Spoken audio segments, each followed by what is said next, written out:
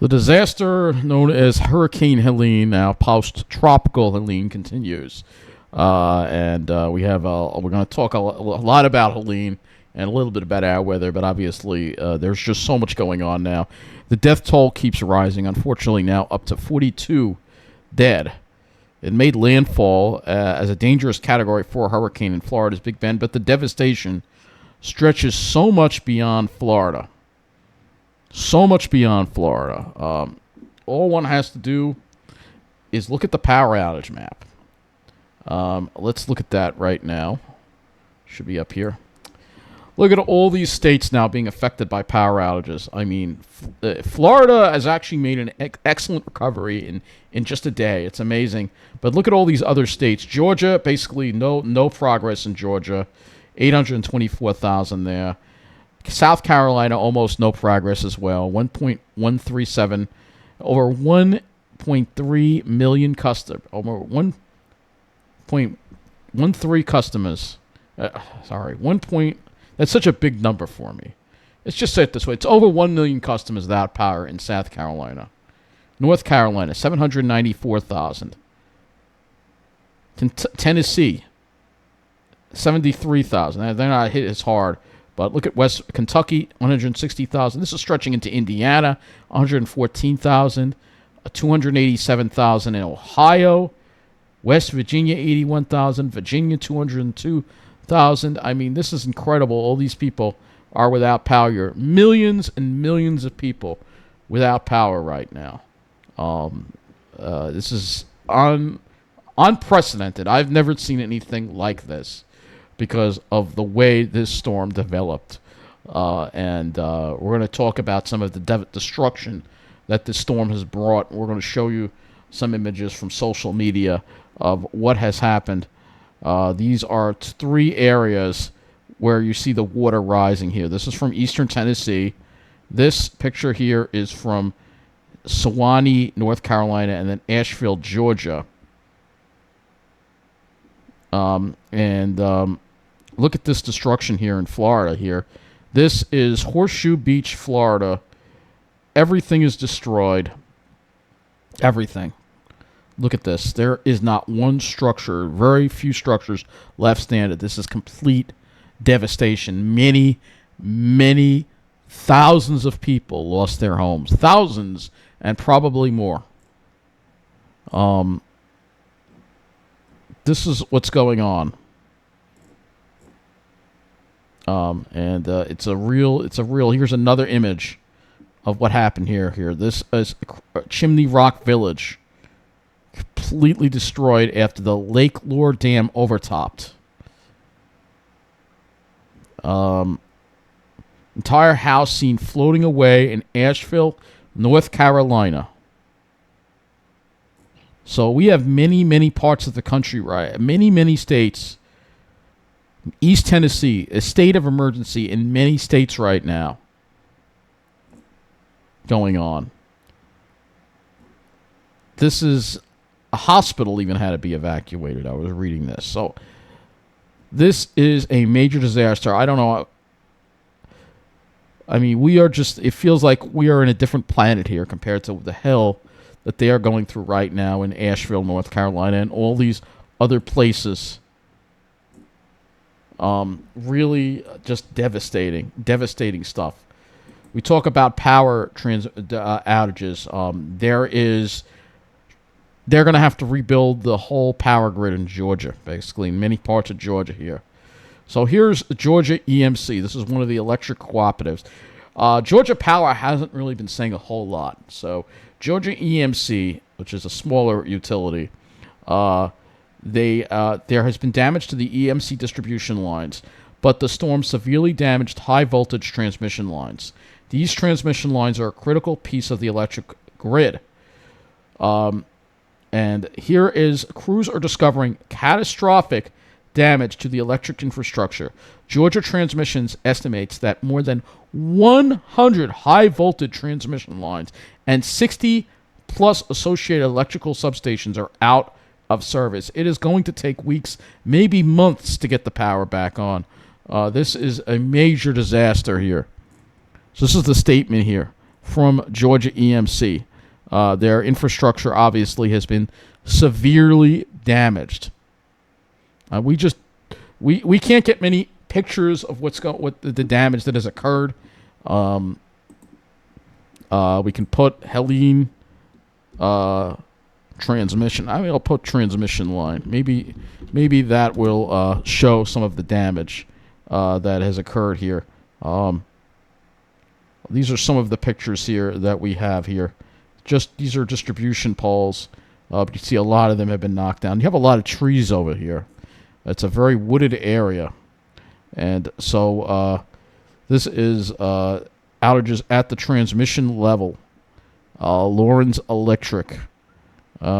This is affecting, said not just Georgia. This is affecting lots and lots and lots of places. They're not really showing us any pictures of the damage to the transmission system.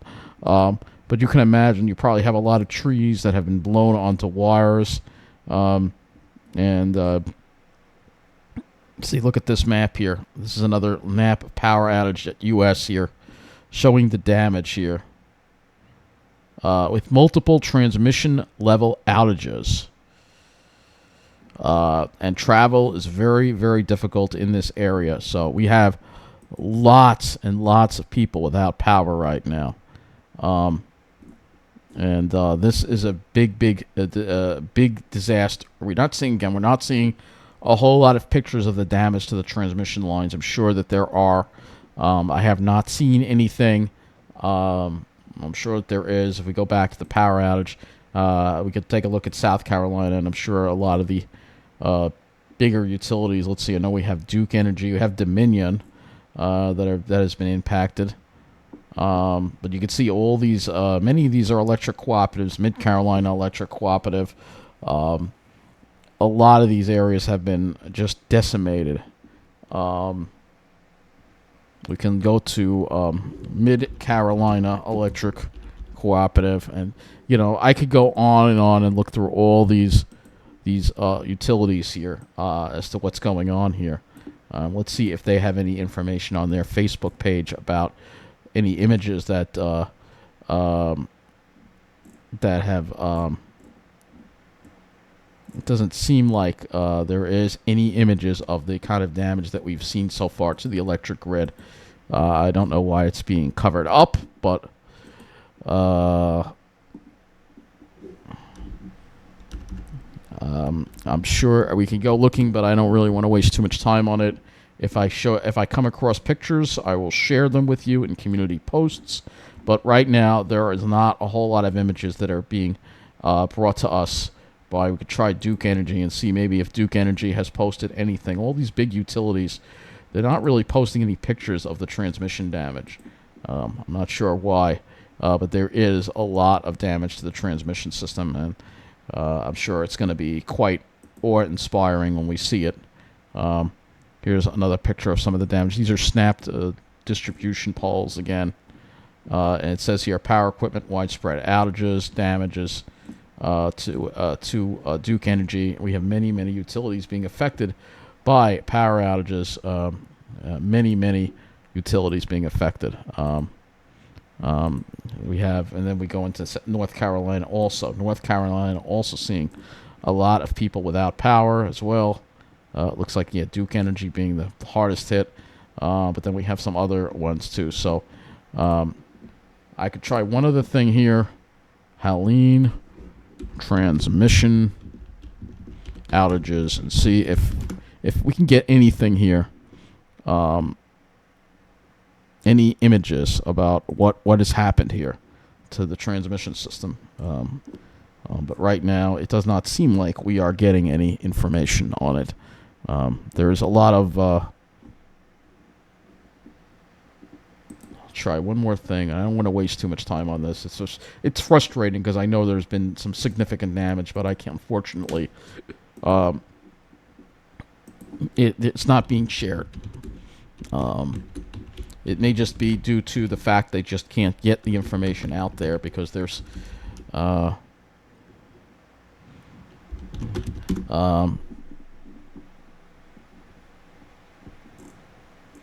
just wanted to see if we could get some images, but apparently, unfortunately, it does not seem like there are any images at all being shared by the utilities. It's very possible they just can't get the information out. So, again, just stay tuned, and we'll see if we can get the information out. It's like, so this area isn't just blacked out. You're not seeing that many pictures coming out of this area. You're not seeing much coverage because the cell towers are knocked out, internet's knocked out. They can't really get any information in and out. That's the frightening thing about it. So we don't really have a whole lot of information to work with, very little, in fact. So it's amazing in this day and age how nature can just pretty much shut us down. And that's exactly what's happened in this area. And we're still seeing wind gusts in this area. Look at this, a gust of 46 at the University of Illinois. So that's causing more power outages when you're seeing these strong winds in these areas. And you can clearly see the circulation right here, the center of circulation, by looking at these observations. And you still have a very deep low there. It's still a very deep low. The pressure is very low in a lot of these areas here. So we still have a fairly deep low, 29.24 inches at some of these sites. So still a very, very deep low. So if we look at the weather map, go to the Weather Prediction Center here, and you'll see here that this is your low, your low. We can actually look at the surface analysis and look at how deep that thing is. It's just sitting over Kentucky right now. And it's still sitting there. So you're getting basically, it's almost like a superstorm in a way, because Helene combined with this upper level low cutoff feature and just really just exploded, got more energy, and it just got pulled inland and just devastated. It got bigger and it devastated more. This kind of reminds me of Sandy in a way, but on a much bigger and much more severe scale. This makes Sandy look like absolutely nothing. All right. We look at the QPF forecast, and it's still going to be raining in these areas. You can still see some areas might still get another 1 to 2 inches of rain. We can go through the days 1 through 3 here. You can see that. We still have areas, excessive rain. We still have that risk. And that actually, now they've bumped it up to New Jersey, which is kind of interesting that they've kind of bumped it up. That things have changed in our forecast as well. So looking at the radar, you can see what we have here, and I know it's not all loading. There we go. You can see there are some showers and thunderstorms off the Delmarva that are going to try to work their way northward. But the main area of rain is over here. It's stuck over here, stretching from Indiana, Illinois, through Missouri, into Arkansas, Tennessee, getting more wind on the right side of this. So just play the loop for you so you can see how this is kind of just stuck. It's not moving at all. It's just stuck. And we'll go to the bigger satellite here, and we'll show you that this is all stuck.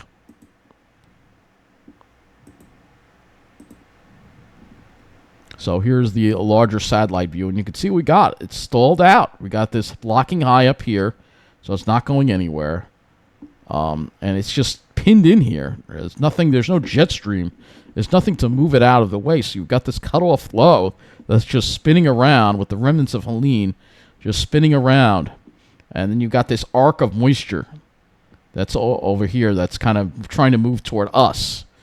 Now, as far as today's weather goes, it's just another cloudy, gray day. This is what it looked like here today. You can see a faint sun, very faint-looking sun there. And the sky definitely looking stormy. Again, this is what the sky looked like. Kind of a stormy-looking sky. Not much rain, just gray conditions across the area. Just really just a gray condition. So if we go to the National Hurricane Center, Helene is now post-tropical. But, yeah, we have two other systems to watch. Hurricane Isaac, which is going to be moving, luckily, away from us. It's not going to be moving toward us. It's going to be staying out into the open ocean. But Isaac has now become a hurricane. Isaac intensifying as of 5 p.m. Its location 37.8 north, 45.3 west, about 995 miles west of the Azores. Maximum sustained winds 85 miles an hour, moving east at 16 miles an hour. Minimum central pressure 976 millibars, 28.82 inches. And not that huge of a storm. Extent of the hurricane force winds are 15 miles from the center. Tropical storm force winds 90 miles from the center. And then we also have Joyce. which is going to stay a tropical storm and then kind of fizzle into a depression. Maximum staying winds are 50 miles an hour, moving northwest at 13. This is pretty much staying out over the open ocean. So those two storms, they're gonna basically be ocean storms. They're not gonna bother anyone unless you're out in the middle of the ocean. Let's go and look at what we have coming up. So we'll go over the weather map. We'll show you what we have right now as far as our current temperatures go. Little slight mugginess to the air. Dew points have dropped now to 59 at Islip. New Jersey definitely probably has more humidity. Yeah, they do. No surprise, because you got, again, that stalled front. So if we go back to the weather map here, let's go back to our surface analysis. You see that stalled front over here. All right, that front is stalled out. And then you've got the remnants of Helene kind of just stuck. You got the high over here. So everything's kind of just blocked into place. There's no jet stream to move any of this out, and it's just going to sit here. As far as our temperatures go, we got up into the 70s today. Obviously not a big spread with the temperatures, mid-60s. Precipitation, not a lot. I think, yeah, Jersey got some, but again, very little, 0.04. This is not going to straighten out the drought at all. And again, if we go to look at the latest climate report from Islip, you will see that Islip is now only at 0.11 inches. So 0.02 did fall at Islip. 0.11 for the entire month of September. We're supposed to have at least 3.2 inches of rain. And this is a huge departure from normal. So the question is, how much of that moisture from Helene is going to make it up this way? And that is something that is there's still some uncertainty with this. So let's look at the models here. We'll go to tropical tidbits. In fact, I just want to go to the floaters here for a minute and just take a look. Again, this is the monster that Helene is. Again, look at this thing. It's just something to behold here. I mean, what a weird setup. Very, very strange, very odd. So let's go to storms here. All right, so we'll first look at Isaac. So this is Isaac here. It's a small storm, but oh yeah, looking pretty healthy. It's small, but it's luckily it's out in the middle of the ocean. It's moving away. It's not going to bother anyone. And then we have Joyce. This is Joyce. Looks like it's undergoing some intensification too. They're saying it may stay a tropical storm, but it may become a hurricane. But luckily, again, these are out in the middle of the ocean. Let's go and look at some others. So go to the current storms. You can also look at the enhanced on here as well. This is Isaac. Not really going to spend too much time on these. Let's go to the models here and talk about what we have coming up this weekend. So this is the GFS here. Kind of just focusing in on the eastern U.S. view here. So you got this deep low. It's just going to rain itself out over these areas. And you can see we got this battle going on between this low and this high. And the moisture's trying to get into the area. And it's going to be a rather gloomy weekend. We're probably not going to get a whole lot of rainfall out of it. Just some sucky, dreary kind of weather with this kind of setup that we have. This is what the GFS is showing. Let's go to the icon model as well. And you can see pretty similar. Icon a bit wetter. Obviously, the icon's a little bit wetter. But again, most of the rain, you can see just how deep this low is. Change this to the radar. Actually, we can use this one. Oh, this doesn't give it, right? All right, so we got to go. So this is the radar look. All right, so you can see any rain that we get would be on the light side. Light rain, drizzle, that kind of deal. And probably no sunshine. So dreary, sucky weekend ahead. We'll go to the HRRR, which kind of overestimated the rain activity so far tonight. But it does have more of it breaking out tonight. And perhaps even some heavier showers, perhaps. But mostly over Jersey. So you might get some real drought relief in Jersey. But as far as us, it just has it very, very light. You can see very light precipitation just kind of getting stuck over us as this boundary just sits over us. And even Sunday, we're still dealing with it according to the HRRR. Maybe it gets a little better later Sunday night. But you can see this is a pretty crappy setup here with the stall front syndrome. Again, dew points of wind flow. You can see some of that moisture coming up into Jersey. Might help. This might be a little too far to the north, though. You see the dry air kind of pushes in a little more on Sunday, which might help to suppress the precip chances a little bit. But if the HRRR is its way, there won't be a ray of sunshine to be found. We'll go and look at some of the other models. The NAM. I have to use the 18Z NAM because we don't have enough of the other one in. This is the NAM. And see, the NAM's a little more, I think the NAM's a little more realistic, to be honest. The HRRR had it raining tonight, and it didn't quite happen. But you can see the NAM's got just off to the south. It's possible if that high's a little stronger like the NAM has, we may look out and avoid the drizzle, and that may stay suppressed over Jersey. And then Sunday, maybe we see a little less of it. But all in all, you're dealing with stall front syndrome. The high is not nearly as strong as it was originally going to be. And that's definitely affecting things. As far as total accumulated precip goes on the NAM, it shows some heavier stuff over Jersey. Maybe Jersey gets a half an inch, maybe an inch, but not much over Long Island. The HRRR obviously looks wetter, so the HRRR seems to think that there will be heavier rain, perhaps, over parts of the area, especially Jersey, where we might even see 1 to 2 inches of rain over Jersey, and they're in a drought too, but not much for Long Island, unless you're maybe over New York City and western parts of Long Island. This is what the HRRR says. The models are kind of just all over the place with this because the GFS keeping us relatively dry again. So they're all over, and it's very hard to predict what's going to happen, obviously. If we go look at the current radar here, you can see there's not really a whole lot here. There's a few little light stuff, and that's it. I can move this over to the Jersey one.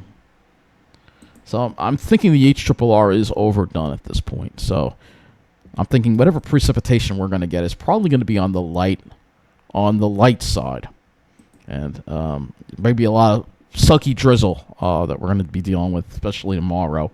And maybe light rain, but it won't amount to much. That's right now what I'm thinking. If it changes, I'll post another update. But it's just going to be a dreary weekend, and I know that there's some street fairs going on, and unfortunately, if it doesn't drizzle and it's just cloudy, they can do it. But if it's sucky drizzle, and I'm hoping we don't get the sucky drizzle, but if we do get the sucky drizzle, it's really going to make for a very miserable Saturday night. I'm hoping that doesn't happen, but there is a chance that it could. Here's the HDRPS, another kind of experimental model, which does bring a little more rain in Saturday night, I could tell by looking at this. But it's really hard to tell because we got this stall front, and this is what it's got for tomorrow. So you can see that area of rain just kind of gets stuck over us, but it's just light rain. And eventually it'll dissipate by Sunday. Either way, I don't think we're going to be seeing much sun, so I don't think I could show you some of the cloud models, but this is the FV3. The 0 is the FV3. Actually, the 0 is the FV3. So let's take a look at this one. This is another model we can use, and you see the deal for tomorrow. It's like light, just light rain and drizzle, and it's not going to be very nice. Obviously, sky cover. We're kind of stuck in the clouds. You can see that already. I can go to the RGEM as well. And the clouds are going to go stretch pretty far to the north too. I mean, maybe if you're in Boston to the Cape, you might have a nice day tomorrow. Perhaps maybe a few high clouds, but you can see where the front is just stuck. Unfortunately, this high is just not strong enough to push that down. And what a change from what we were originally looking at. What a change! And I'm just going to go back and show you what the difference here that we have. So this is what we're dealing with. Obviously, stall front. But if we go way back on the GFS here, we'll go back to Monday, 18Z Monday, and you can see, we were dealing with a lot better. That front was going to be a lot further to the south, and we were going to have sunshine. And unfortunately, another dreary weekend. We've had so many of these this year, though we did get lucky in September, but for much of the summer, we had a lot of just crappy weekends, and the last weekend of September looks like it's going to be like that, unless you go up to I said, Massachusetts. You'll still be dealing with some clouds there. It looks like it has a little break and then more clouds. I mean, you can see that this high is not very strong. The main part of it's staying way up in Canada. So it's just enough to keep the core of the remnants away. But we're going to be getting on some of the fringe effects. So, yeah, dreary weekend, but it's better than dealing with what they're dealing with. And a lot of these other states in the southeast, obviously dealing with a lot of damage here. Significant damage to the transmission system. So here's another one. South Carolina, Santee Cooper's transmissions. A total of 48 transmission power lines not locked out and 116 delivery points. So, obviously, there has been damage to the transmission system. And I know some of it's on wood, and we'll see. But obviously, not a whole lot of pictures. This doesn't even show a picture of any damage here, so I don't know. We know that there is damage, but they're just not. They're not sharing the pictures with us of it. I'm sure there will be pictures and videos shared, and I'll try to. Normally, I don't do anything on Saturday night, but if I have more information on this, I will do a video on it Saturday night. But if not, we'll be back Sunday. Obviously, as far as the weekend goes, with all the clouds around, it's not going to be all that warm. So, we'll just show you the temperatures here on the HRRR. Temperatures generally in the 60s. Gonna have that raw feel to it. Even Sunday, even cooler on the HRRR. Here's the GFS, a little bit warmer, but yeah, generally it's going to be a little bit on the cool side. Not a big range in temperatures, obviously. And you can see where the warm front lies. And this front is just going to be stalled out. And again, that all comes back to the fact we go to the CONUS view and we look at the jet stream here. There isn't any jet stream, and that's way up in Canada, and there's nothing to move this along. It's just kind of stuck in place. So I think that's going to wrap things up. And again, a lot of damage in a lot of these states here. It's just incredible to see. We have 1, 2, 3, 4, 5, 6, 7, 8 states in the red for power outages. That's the most I've seen ever. So this is all very disturbing, and there are going to be a lot of people from all over the country going there. A lot of linemen and services and electric companies helping out, and can't thank the linemen enough. I know that they have a very hard job ahead of them. Rebuilding the power grid in a lot of these areas, and rebuilding towns and rebuilding infrastructure that is destroyed not only by the wind but by the floodwater as well. It's really something. And there's just been actually, I want to go back to the weather and hazards map for one more thing, and just look at the amount of rainfall that has fallen in this area just in the past 24 hours. Or we'll do 12-hour precipitation, show you that it's still raining quite a bit in these areas. Still, look at this, two in the past, a couple inches of rain. Look at this particular area here, 5.36. So we still have lots of rain falling. This isn't done yet. So prayers go out to everybody in this area. Our country has experienced one of the worst natural disasters it's ever seen. I know Wall Street and everybody out there is in their own world pretending this doesn't exist. But for me, it's hard to celebrate when you see all this suffering. So have a good night.